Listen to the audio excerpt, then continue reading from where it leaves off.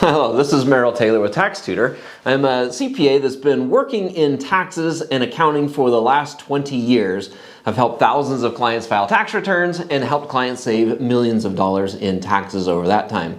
Today we wanted to talk about year-end strategies. We're coming up very close to the end of the year now, and there's a few things that can be done before the year ends that will help you save money on taxes. So I've got about a dozen strategies here that we'll spend a few minutes kind of going through each of them. Some of these strategies we have full videos in our library that you can go and watch and get some more information there. And so we'll put some links below for some of those videos. But first off, the one I'll lead off with first here, first out of about a dozen that we said, is one that you're probably not going to want to hear, but one that you need to hear, and that is bookkeeping. It is so important to have your bookkeeping done. I was on a call the other day with a potential client, and I kept asking them, what is your income for the year? And they kept telling me, well, we have a lot of money in the bank, so we think we made a lot of money. They had no idea how much money they made. That is really bad, because if you don't know how much money you made, it's hard to know how to do tax planning for that. There's different strategies that come into play at different levels of income. If they didn't know where their income was, I didn't know what strategies to deploy for them. Maybe an S-Corp was good, maybe it wasn't. Maybe something more advanced was good, maybe it wasn't. There was a partnership with a couple of partners and how that income get divided and everything, it just made it into a mess. Also, the people that don't get their bookkeeping done till later, so we work with a number of clients and sometimes we see them come in later in the year, people that are just typically kind of a disaster, don't get bookkeeping done, typically come to us later in the year. Those are the same types of people that end up paying penalties and interest because they didn't get their lives together beforehand. So as we come up here, end of the year, if you haven't done bookkeeping, that is critical step number one. Please get that going. Number two, once you have bookkeeping done and you know what income and everything looks like, then all these other strategies will fall into line. So number two is an S-corporation election. Now, S-corp elections are interesting. To be timely, well, first off, we should say that if you want to be an S-corp, you first have to have a legal entity that you can elect to be an S-corp. So that means you either need an LLC or a corporation that's set up at the state. If you don't have an LLC, you don't have a corporation, you cannot be an S-corp. So that would be your job number one. If you are at a level of income, and we have videos about when to make an S-corp election, you can check our library, we'll put a link. If you're at the level of income that an S-corporation makes sense, and you don't have an LLC or a corporation already set up for 2024, it's too late. You gotta have that set up before you can be an S-corp. That would be something to look at for 2025. Get your LLC corporation set up either here at the end of the year, beginning of next year, work with an attorney or set that up yourself somehow, do that. So that would be your first step. So assuming you do have an LLC or you do have a corporation set up with your state or a state, and you're at that level that it makes sense to be an S corporation, then making that S election was due by March 15th or within 75 days of setting up that entity. If you set up the entity during the year, that's when that election, the timely election, was due. However, it's very common to file those late. You can actually file those as late as when you file the tax return. So an S corporation return is due by March 15th. So you could make that election all the way up to March 15th, and if you filed an extension, you got till September 15th. So the election itself is not due by the end of the year, although it's good to make that as soon as possible. What is due by the end of the year is running a payroll, having a salary. If you are an S corporation, S corp owner, the requirement is you have to run a salary, and that salary needs to be run by the end of the year. Otherwise, you get assessed a bunch of penalties and interest for doing it late and paying payroll taxes late. So if you're going to be an S corp, that's your tax planning strategy right now, get payroll done. We have several clients that fall into that bucket, that category, where their income really took off, their business took off. They didn't really know that at the beginning of the year. Now they're at the end of the year and it's like, oh, we should be an S-corp. So we're working on making the election, getting payroll set up, running a payroll so that they'll be fine. In some cases, we're seeing savings of $10,000, $20,000, $30,000 or more on that S-corp election and change. Number three, the third salary is, as we get to the end of the year, if you've got children, make sure that you've got the payroll run for them. Now that payroll needs to be a reasonable salary, and so this is a little tricky, but at this point, if you haven't really kept track of the hours that they've worked, if you haven't kept track of what they've done for your business, then try to go back and maybe recreate that in some sort of a way and get them paid by the end of the year. That would be a better thing to start off next year if you haven't been doing this year. We'll talk about next year's strategies when we get into next year here in a couple weeks. Paying your kids, going back, finding out what they've done, getting a reasonable salary set for them is great. 2024, you can pay them up to $14,600. And your business gets a deduction. They don't have to recognize any income tax. Payroll taxes kind of depends on what type of entity you have, and we have a full video on how to pay kids properly, so we'll include a link for that you can go through that. So if you're looking at paying kids, go and watch that video. Number 4 is to prepay some expenses.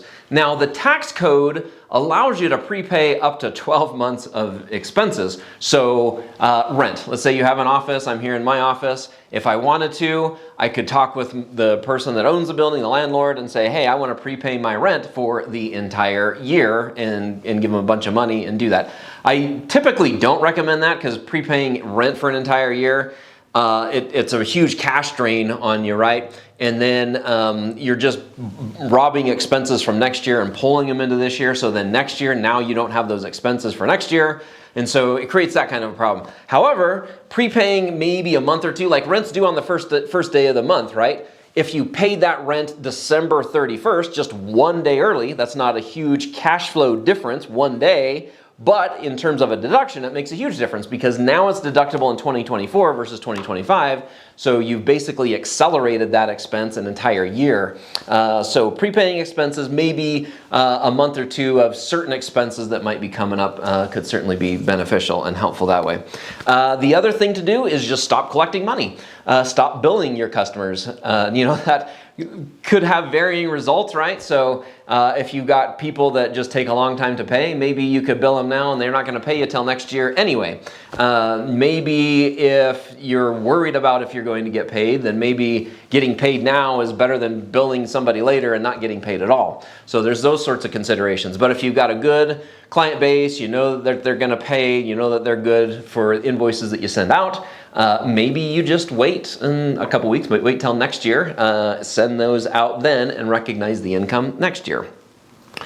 All right, the other strategy, we're down to number 6 now, so almost halfway through, would be purchasing a vehicle in December.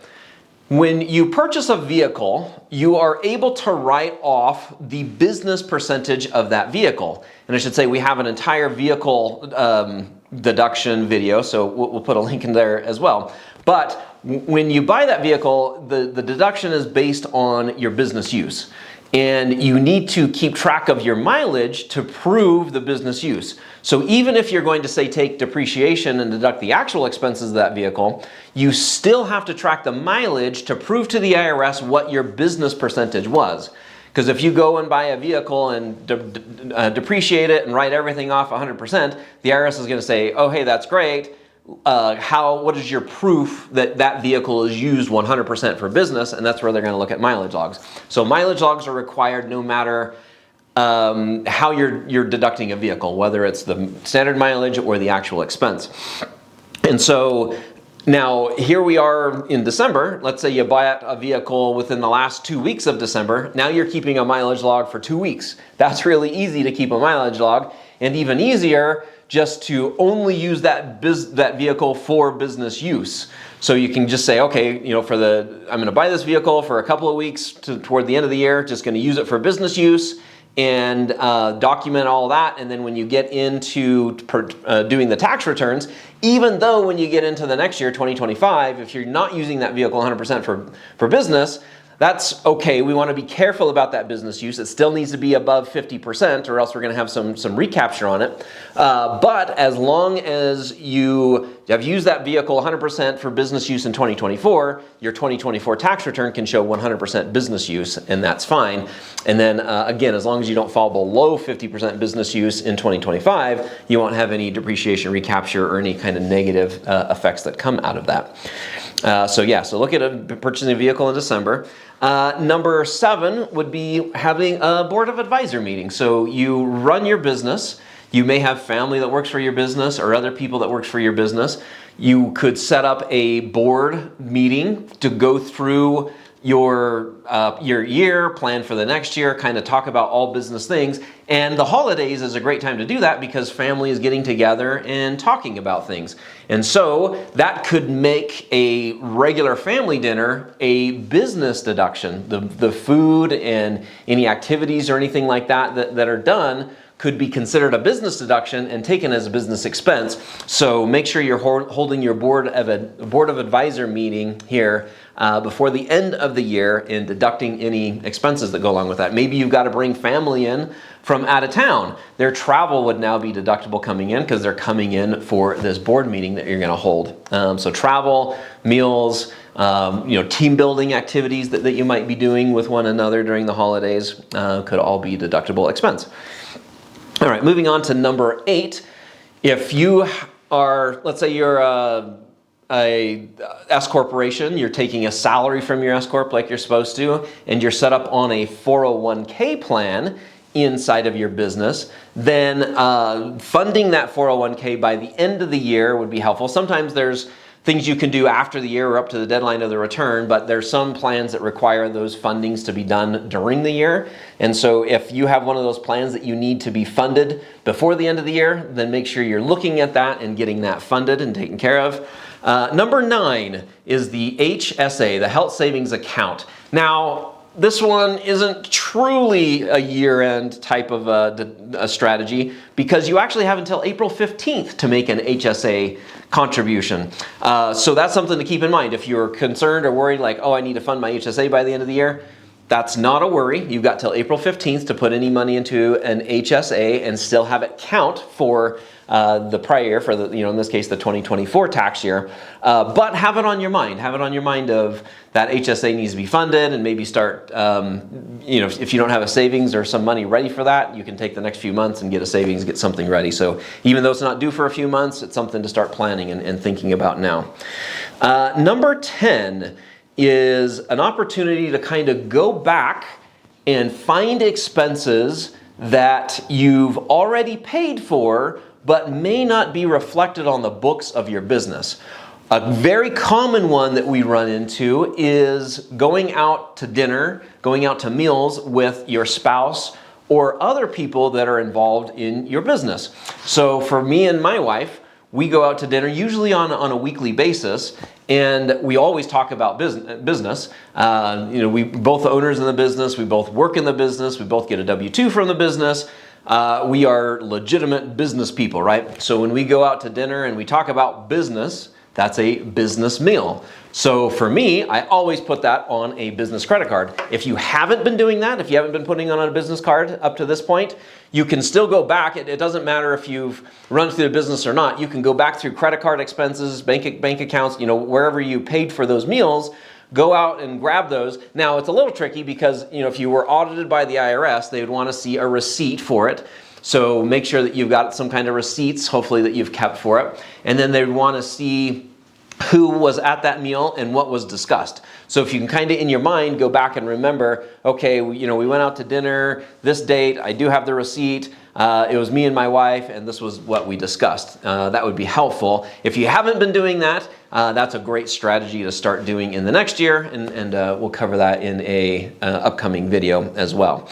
That's a way to kind of go back and grab expenses that you've already paid for but are not currently deducting. And keep in mind that meals, in that case, they're 50% deductible. So if you went out to dinner with a spouse, it was $100, your tax deductions end up going to be $50. On the books, you would still record the entire $100 expense. It's just when we get to the tax returns, we only can take 50% of that deduction. So that's a tax entry and not a book entry, so don't worry about that for your bookkeeping. All right, a couple more here. Number 11, as we come up to the end of the year, a very popular strategy is charitable contributions. So looking at charities that you may have contributed to in the past and haven't quite done that yet this year, that's something to look at, something to take care of and donate to those. If you don't know what charities you want to donate to, if you know in your mind you want to make charitable contributions, but you're not quite sure who you want to donate to, there is a very special plan set up for that type of thing. It's called a donor advised fund. So a donor advised fund is usually set up with I often see them with brokerage houses. Like there's a Fidelity one, a UBS, a Merrill Lynch, those types of places. They'll have this donor advised fund, and it's set up under a charitable wing of those entities. And so they'll set up this donor advised fund. You put whatever money into that donor advised fund, cash, you can even fund it with stocks or other sorts of assets. You make those donations to that. You get a deduction right now for the money that goes into that donor advised fund. You then, at some future date, can decide where that money goes to, which charities receive that money. So you get the deduction now when it goes in. Later, when it goes out and actually goes to the charity, there's no deduction at that time for it because you've already taken the deduction up front, but it gives you a way to get a deduction now without actually having to send money to the charity right away.